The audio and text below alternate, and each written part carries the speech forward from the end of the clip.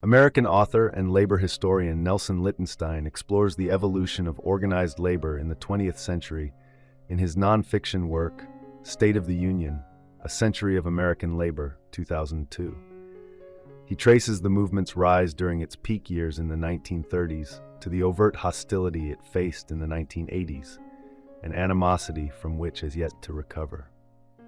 Lichtenstein highlights a significant decline in union representation within the non-farm workforce, dropping from 28% in the 1980s to under 16% today. The narrative begins with the establishment of the Congress of Industrial Organizations, CIO, in 1935 by John L. Lewis, then president of the United Mine Workers. The CIO quickly achieved notable victories for organized labor, including the successful recognition of the United Auto Workers by the notoriously anti-union General Motors Corporation in 1937. That same year, the CIO facilitated a collective bargaining agreement between the Steelworkers Organizing Committee and U.S. Steel, another company known for its anti-union stance. A collective bargaining agreement outlines the terms and conditions related to wages, benefits, and dispute resolution between a union and a company. Lichtenstein believes that the CIO's successes stemmed not only from the capabilities of its leaders, but also from its commitment to a broader ideological vision of social democratic change. The organization aimed to empower workers to influence not just their wages and benefits, but also their employers' management and investment strategies. However, as time passed, the CIO began to lose this expansive vision. Lichtenstein attributes this decline to four key factors.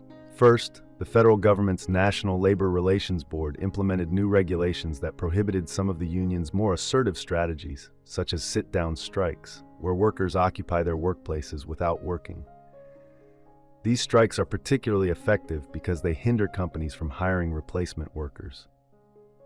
Second, despite a surge in strikes following World War II, companies remained steadfast in denying labor representatives any say in boardroom decisions.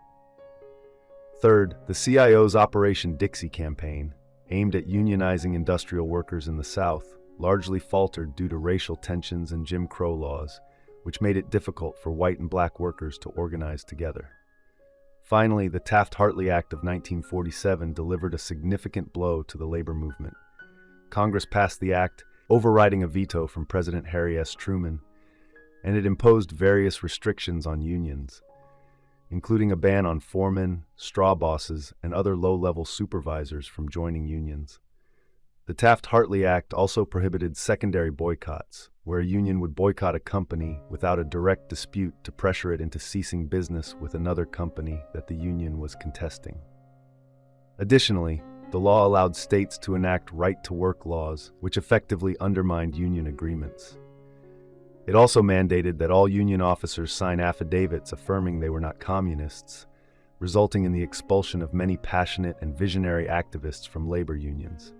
Lichtenstein argues that these factors collectively weakened the labor movement, culminating in the 1955 merger of the CIO and the American Federation of Labor, AFL, to form the AFL-CIO.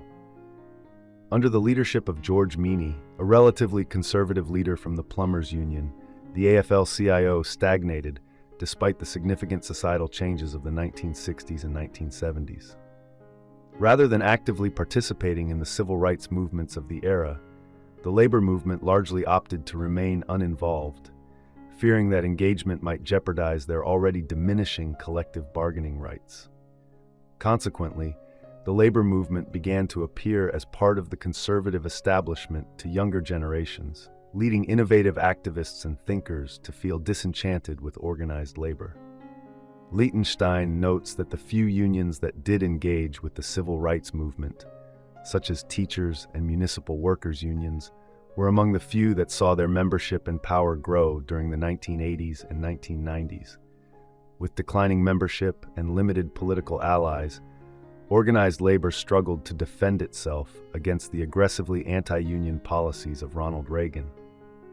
As California's governor, Reagan vetoed the Agricultural Relations Labor Act, which aimed to empower the United Farm Workers, led by Cesar Chavez and Dolores Huerta, to establish collective bargaining agreements.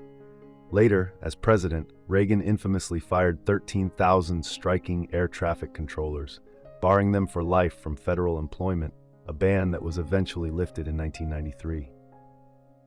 His aggressive tactics served as a significant deterrent to other organized labor initiatives. Although Lichtenstein observes that President Bill Clinton was less antagonistic toward unions than his predecessors, he remained relatively indifferent to their concerns, reflecting the attitudes of someone who had come of age during the 1960s and 1970s. State of the Union presents a compelling and well-reasoned history that elucidates the decline of the organized labor movement in the latter half of the 20th century. I hope you enjoyed this video. Leave a like if you did, and be sure to subscribe. Thank you.